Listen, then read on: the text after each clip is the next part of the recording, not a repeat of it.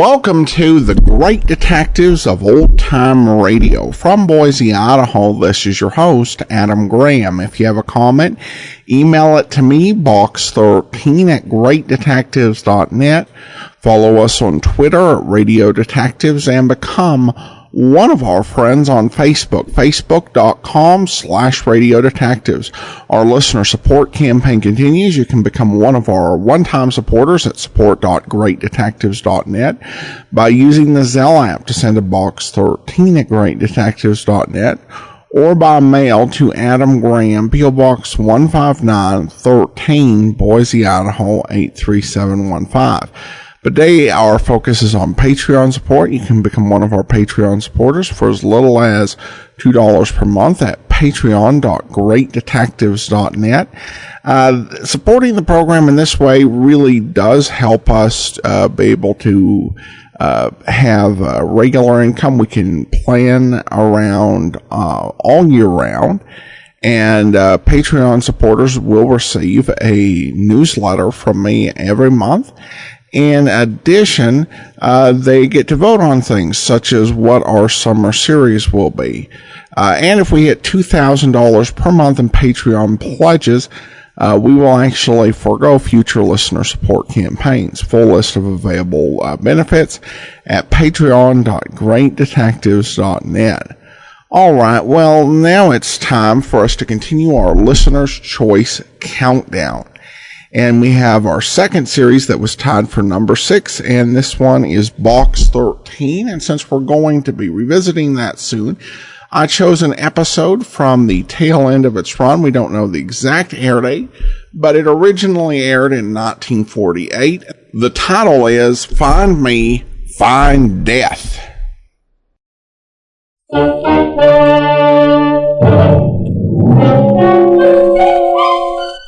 Box 13, with the star of Paramount Pictures, Alan Ladd as Dan Holliday.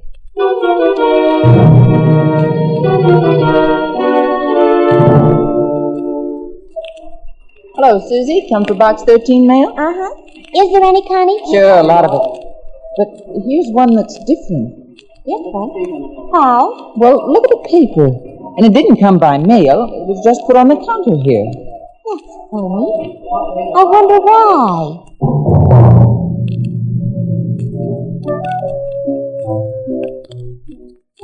Yeah, it was funny, all right.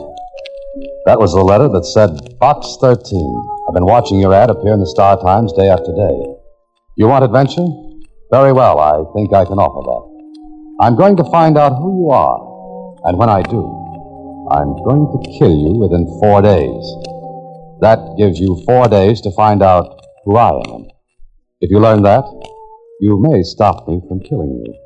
But if you don't, at least you will have 4 days of different adventure.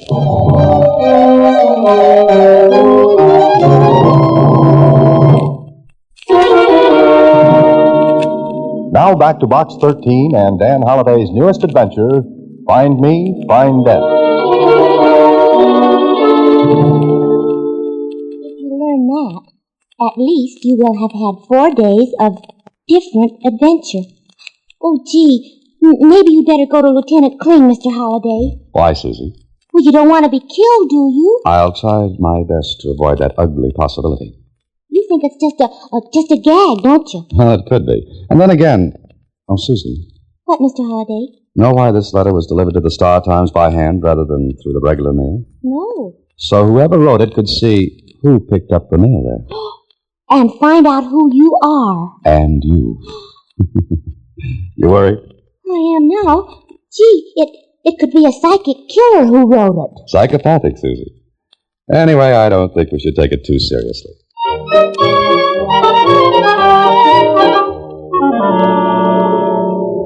Yeah, that's what I said. Don't take it too seriously. I didn't, at first. I'd almost forgotten about the letter until that night when I went home. I walked into my apartment building and was passing the desk when the clerk called out to me. Mr. Holliday? Oh, Mr. Holliday. Huh? Oh, hello there. How are you? Fine. Say, you certainly were deep in thought when you came in. Yes, I guess I was. Here's a letter for you. Oh, thank you. You're welcome. Is anything wrong, Mr. Holliday? I don't know. Who gave you this? No one. No one. What do you mean? Well, it was on the floor just inside the lobby door. I thought maybe you dropped it. No, I didn't. You didn't see anyone who might have thrown it on the floor? I'm sorry, I didn't, Mr. Holliday. I've been at the switchboard all evening, and I can't see the entrance from there. Oh, I see. Is anything wrong? I mean, bad news, anything like that? Now, here, read this. I'm ready, Mr. Holliday. Are you? That's a funny kind of note. Mm-hmm. Very funny. Has there been anyone in here asking for me? Not a soul. At least not since I've been on duty. Since 7 this evening. Any calls? None. You sure no one came in? Well, not that I saw. You look worried, Mr. Holliday. Huh? Do I? Okay, forget it. Good night. Good night, Mr. Holliday. Oh, if there are any calls, do you want them? Yes, ring me in my apartment. Sure will, sir. Good night. Good night. Maybe it was a joke. A little gruesome, but nevertheless a joke. I went up to my apartment. I don't know why I did it, but I tried the door softly and carefully before I put the key in and unlocked it. I stood there for a moment in the dark. Then I switched on the lights. I told myself I was being a little silly, that this was a joke. I walked to the window and opened it. I stood there, looking out and down the street below. The pavement in front of the apartment building was empty. No one there. Then I went to the phone, and I made a dozen calls and got a great reputation among my friends for being, well, a little off the rails. But no one admitted the joke. Maybe, just maybe, because it wasn't a joke.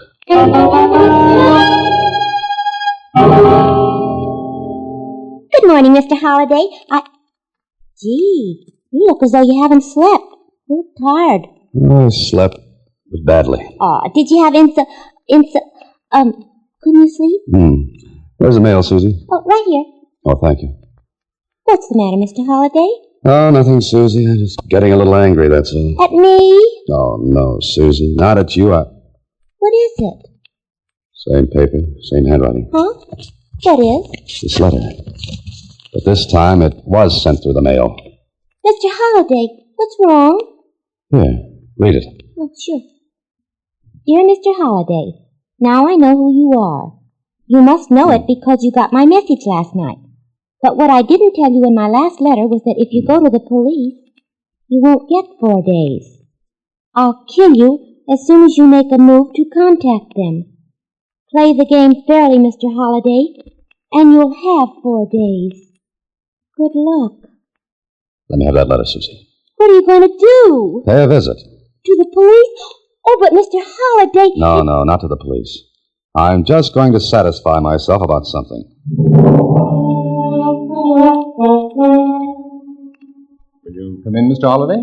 Oh, thank you, Doctor. Please sit down. Thanks. Now, the nurse said that you seemed rather anxious about something. I don't usually see people without appointments. I know, and I appreciate this. Oh, here are 3 letters, Doctor. I'd like you to read them and, well, as a psychiatrist, tell me what you think about them. Letters? Let me see. Can you read while I talk? Certainly. Go right ahead. Well, here's my advertisement in the Star-Times, the one mentioned in the first letter you're reading now. Mm-hmm. I'll explain about the letter later. But first, would any person be liable to write such letters as those? No. No normal person, Mr. Holliday. But an abnormal person might. Have you thought of the possibility of a prank, a joke? No, I have. No one admits it. Well, no one would if it is a joke. Doctor, what kind of a person would write letters like those? Leaving out the gag angle, I mean. Mr. Holliday, if I try to, well, go into motives thoroughly, you'd be here all day listening to me. However, there are people who, to all appearances, external appearances, seem perfectly normal. Yet those same persons, once the stimulus is applied, the motivation furnished, will do terrible things. Even commit murder? Yeah. Our records are full of such case histories. Why? Mr. Holliday, what little we know about such things tells us that these persons need, even actually crave, a bolster to their egos. Now, if the person who wrote these letters really kills you, as he says, then he feels superior to you and the rest of the world. That's oversimplifying it, of course, but basically that's it. Yeah, but why pick on me? Well, look at your advertisement, Mr. Holliday. Box 13, adventure wanted. We'll go any place, do anything. You mean that ad is a challenge to the person who wrote the letter? Exactly. You supplied the stimulus, the motivation to this person. In other words, barring a joke, I'm in trouble. Why don't you go to the police? You read the third letter. If I go to the police, I'll be killed before the 4 days are up. I think you've got to take that chance. Maybe. Look, Doctor, can this be kept confidential? Well, if you want it that way, yeah. For a while, anyway. Now, thanks very much. Oh, would you send your bill to my office? Oh, no charge. On one condition. Condition? What's that? Come to see me after 4 days. Doctor, I'll be very happy to see anyone after 4 days. That night, I tried to sleep, but I couldn't. I told myself 1,000,000 times that it was stupid and silly to let this get me. It was a joke. It had to be. But I heard Susie reading that letter. Now I know who you are. I'll kill you. Those same persons, once the stimulus is applied, the motivation furnished will do terrible things. I'm going to find out who you are. And when I do, I'll kill you within 4 days. Look at your advertisement, Mr. Holliday. That ad is a challenge to the person who wrote the letter. Kill you within 4 days. Do terrible things. Don't go to the police. Why don't you go to the police? I jumped out of bed as though I'd been shot. I thought I had. But it was a car backfiring in the street below. Well, that made up my mind for me. I was going to the police. I got dressed and went downstairs. Going out, Mr. Holliday? Yeah, for a little while. Can't sleep? It's a little tough. Yes, sir. Pretty noisy outside. That car backfiring woke me up. You were sleeping? Well, just dozing, that's all. You're supposed to stay awake. Anyone could get in or out. I'm sorry, Mr. Holliday. I just... No, I'm sorry. I'm jumpy, I guess. Forget it. Oh, if there are any calls, I'll be back in an hour. Yes, sir, Mr. Holliday. Good night, sir. Good night. I walked out of my apartment building. There were a lot of people in the streets, coming home from shows, maybe going out for a bite to eat, or to the store for a package of cigarettes. I looked at their faces. They were the same kind of faces I saw every other day. Except now they were different in a subtle way. I wondered which one might be... Hey, Bud. Huh? What? You got the time? I scared you, eh? You looked like you was 1,000,000 miles away. Oh, I wish I were, mister. I wish I were. Oh, here you are. Hey, I asked for the time, not a handout. It's all right. You're welcome. Hey, cab. Take me to the nearest police station. Make it fast.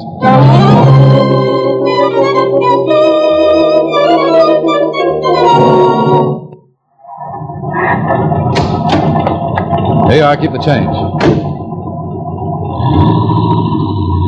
The street in front of the police station was empty. The tail light of the cab I just left receded in the distance and then disappeared. The headlights of a car coming down the street were yellow and misty. I started toward the stairs, but stopped to watch the car coming down the street. It slowed up a little, and then an envelope hit the pavement. I picked it up. The car from which it had been tossed disappeared down the street and around a corner. I tore open the envelope. The note was in the same handwriting. It was short, sweet. Mr. Holliday, if you try to go into that police station, a bullet will kill you before you can get inside.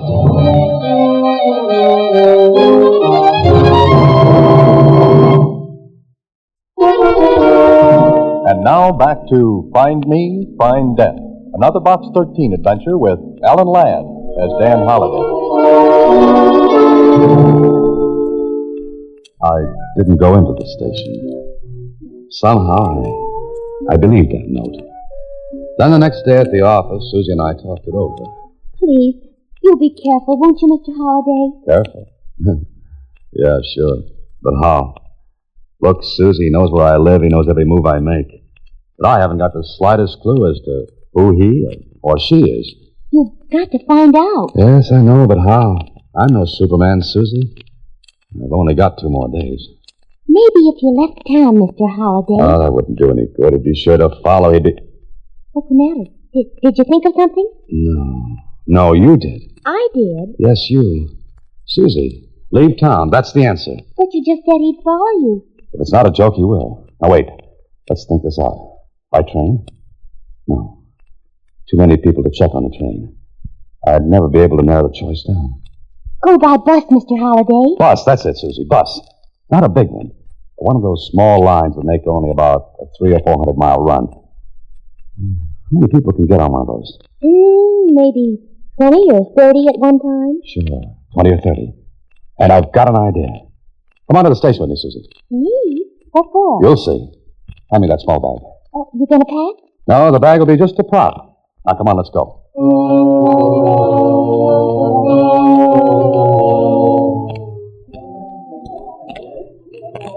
Now, look, Susie. I'm going to buy a ticket on that bus, the one marked on the schedule leaving in 5 minutes. I'm going to buy a ticket all the way through to the end of the line. Then what? Then I'm going to get off that bus before the end of the line and come right back here. Gee, it sounds all right, but I don't get it. Don't you see, Susie? If he's following me, he'll buy a ticket all the way through. And he'll have to get off before the end of the line to keep track of me. Well, so long, Susie.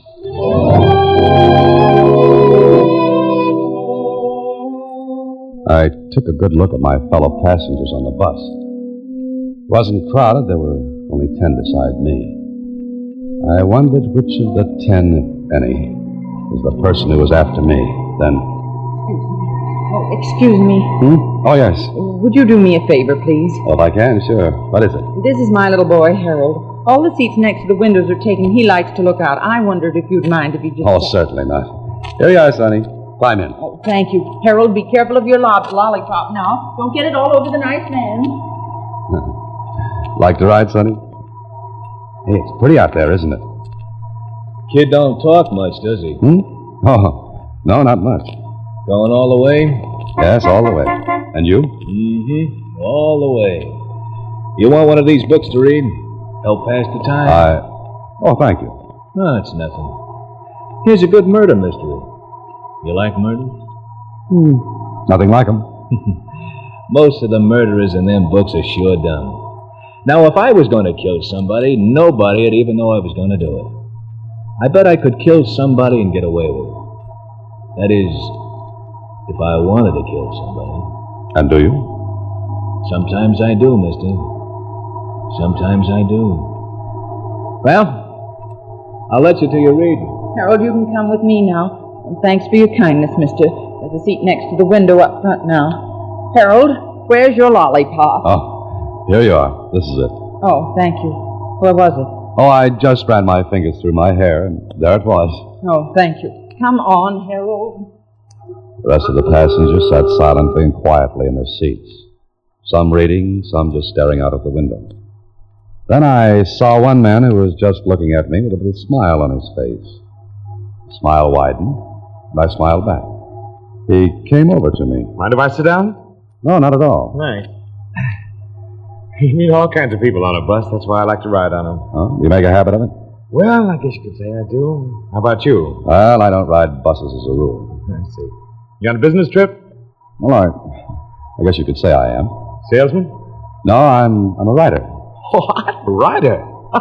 Oh, is that funny? Oh, sorry. Yeah. Oh, so am I. A writer, I mean. Is that so? Well, my name's Trevor. William Trevor. Well, mine's Holiday, Dan Holiday. Well, I'll be. A mystery fiction writer, aren't you? Yes, that's right. Oh, my stuff runs more to the scientific, but I get a lot of material on these buses. You do? For example? Well, a couple of years ago, I rode on the same bus with a man who killed 3 men. Oh? I talked with him. I had a cup of coffee with him at a stop. I never would have thought of him as a killer. He was no different from you or me or that fellow who gave you the book a few minutes ago. I suppose lots of people who appear normal aren't really as normal as they seem. I guess not. Going far, Dan? Yes, all the way. Well, I'll leave you to your reading. Oh, murder mystery. You like them? Sometimes I do. It all depends on how I feel. I know what you mean. Well, I think I'll try a little nap for a few minutes. I'll see you later. He went back to his seat. I sat, pretended to read. But no one else spoke to me or paid any attention to me. And the bus went on, and on.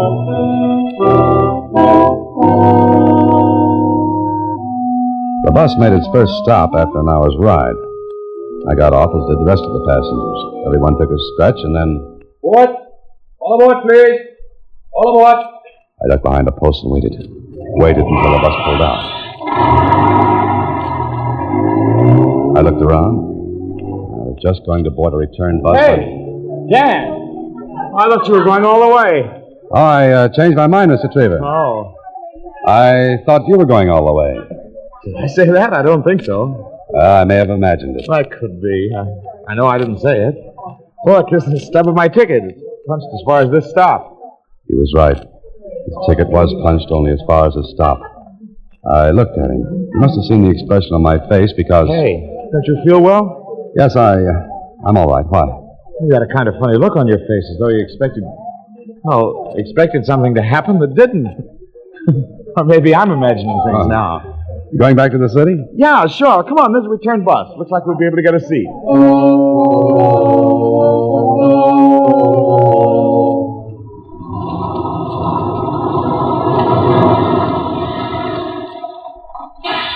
Hey, Trevor. Trevor. Oh, we're back, huh? Well, short trip and a merry one. A merry one? That could be.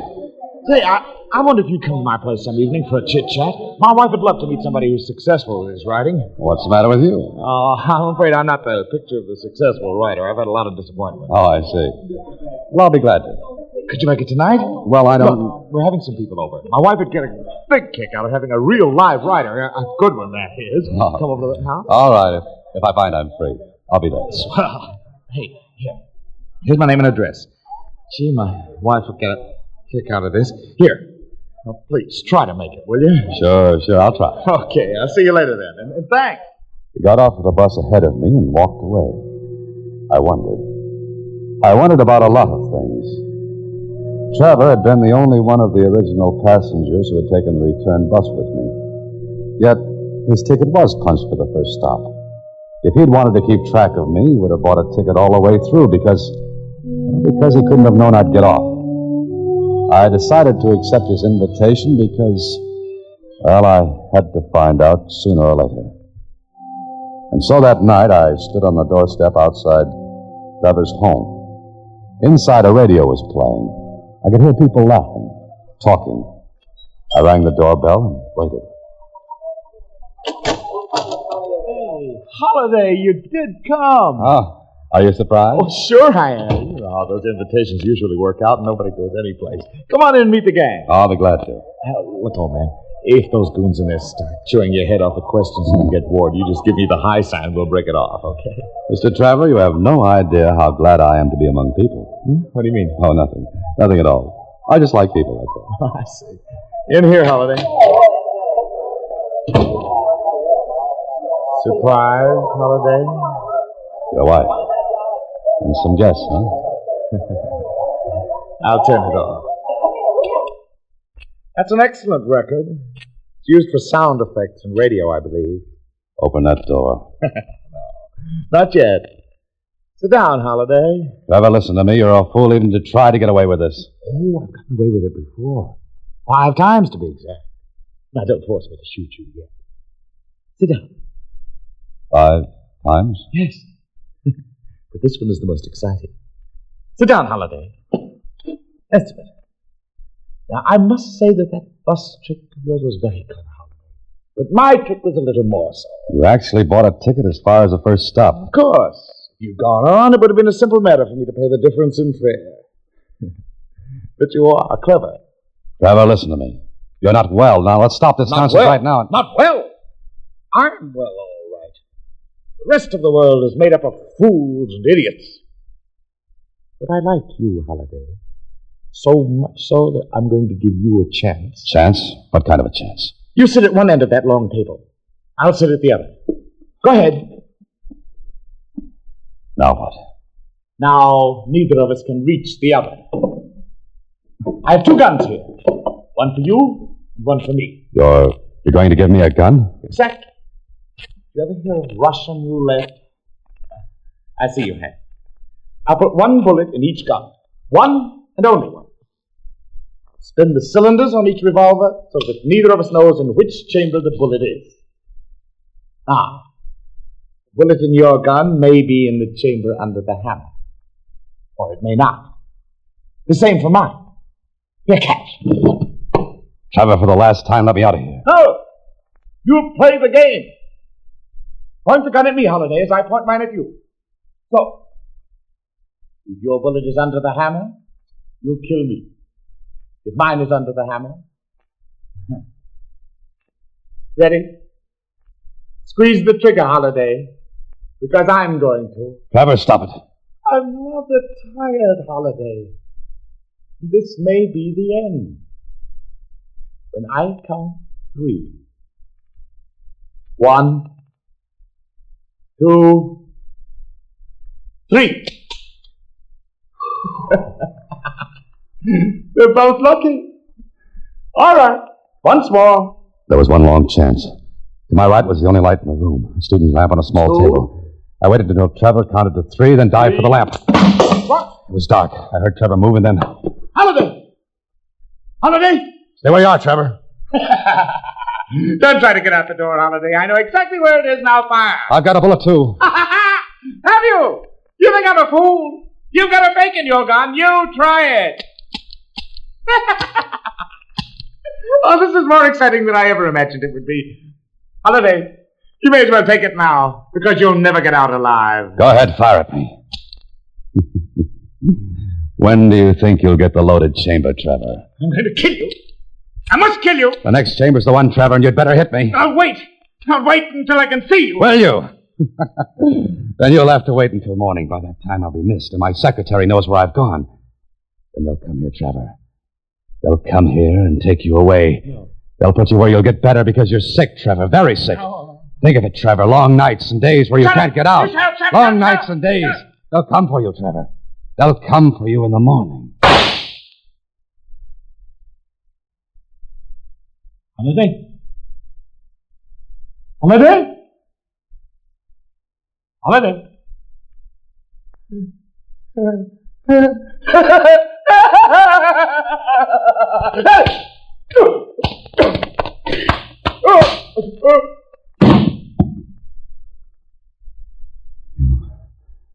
You poor devil. You poor devil. I'm sorry.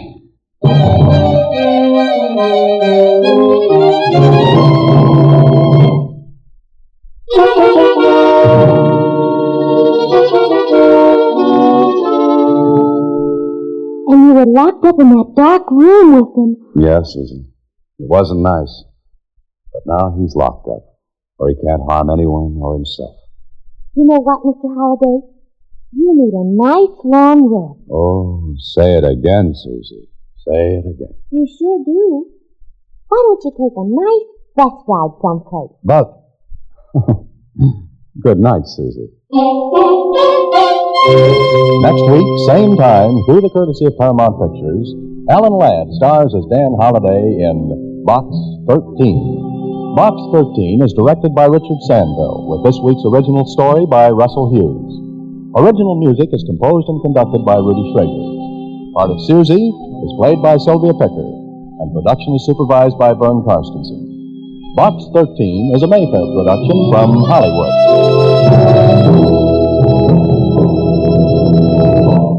Watch for Alan Ladd in his latest Paramount picture. Welcome back. Well, a suspenseful story, and Susie gets to provide the solution. So I really love and enjoy Box 13. And getting to hear it again really reminded me about why I had enjoyed the show so much when we first did it. All right, well, now we turn to listener comments and feedback, and we have this from Kelly, who writes, Adam, I was so excited to see that you were playing a Sherlock Holmes episode the other day, which was my favorite series, until I heard of all the pairings you could have picked. You picked Ralph Richardson and John Gielgud, who are absolutely my least favorite pairing. I literally cannot stand listening to them in that show, and I cannot believe you actually like them. I've disagreed with you on other points of shows you play, but I don't think I've disagreed so much before.